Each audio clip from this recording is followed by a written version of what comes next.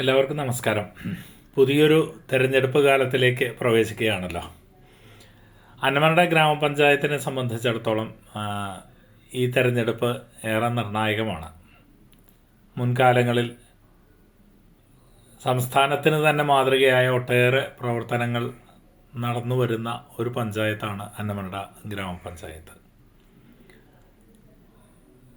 ജനങ്ങളുടെ സമഗ്രമായ വികസനം ലക്ഷ്യമിട്ടുകൊണ്ട് നടപ്പാക്കുന്ന ഒരുപാട് പദ്ധതികൾ തനതായി ഉണ്ടാക്കിയെടുക്കാൻ അന്നമനട പഞ്ചായത്തിന് സാധിച്ചിട്ടുണ്ട്. ഈ തെരഞ്ഞെടുപ്പും അതുകൊണ്ട് തന്നെ ഏറെ പ്രധാനപ്പെട്ടതാണ്. നാളിതുവരെ തുടർന്നു വരുന്ന പ്രവർത്തനങ്ങൾക്ക് ഒരു തുടർച്ച അനിവാര്യമാണ്. നമുക്കറിയാം, സാംസ്കാരിക മണ്ഡലത്തിലും കലാമേഖലയിലുമൊക്കെ പ്രത്യേക ഊന്നൽ നൽകുന്ന പ്രധാനപ്പെട്ട പഞ്ചായത്തുകളിലൊന്നാണ് അന്നമനട. അത് സിവിൽ സർവീസ് പരിശീലന പദ്ധതിയാവട്ടെ, പ്രതിഭാ കേന്ദ്രമാവട്ടെ, അച്യുതമാരാർ വാദ്യകലാ കേന്ദ്രമാവട്ടെ, കായിക വികസന പദ്ധതിയാവട്ടെ, ഏറ്റവും ഒടുവിൽ സമ്പൂർണ്ണ ഡിജിറ്റലൈസ് ചെയ്ത ഒരു ലൈബ്രറി ഉൾപ്പെടെയുള്ള പ്രവർത്തനങ്ങൾ,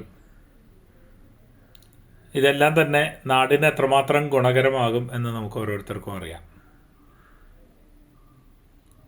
ഇവ തുടർന്നു കൊണ്ടുപോകാൻ കഴിയുന്ന ഒരു ഭരണ സംവിധാനം ഇനിയും വരേണ്ടതുണ്ട്.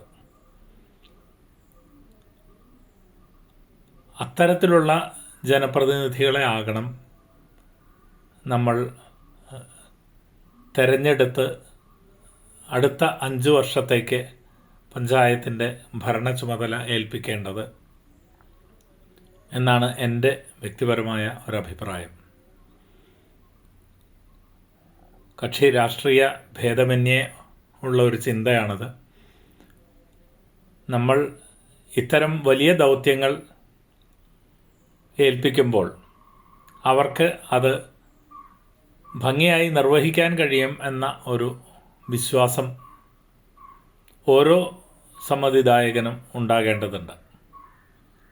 അതല്ലെങ്കിൽ ഇത്തരം പ്രവർത്തനങ്ങൾ പാതി വഴിയിൽ വഴിമുട്ടിപ്പോവുകയും അത് വരും തലമുറകളുടെ ഭാവിക്ക് പ്രതികൂലമായി തീരുകയും ചെയ്യും. ആ വിധത്തിലുള്ള ശരിയായ തെരഞ്ഞെടുപ്പിന് ഈ അവസരം നമ്മൾ വിനിയോഗിക്കണം എന്നാണ് എൻ്റെ അഭിപ്രായം. നല്ലൊരു ഭരണം ഉണ്ടാകട്ടെ. എല്ലാ മേഖലയ്ക്കും, സവിശേഷമായി കലാ, സാംസ്കാരിക, സാമൂഹിക മേഖലകളിൽ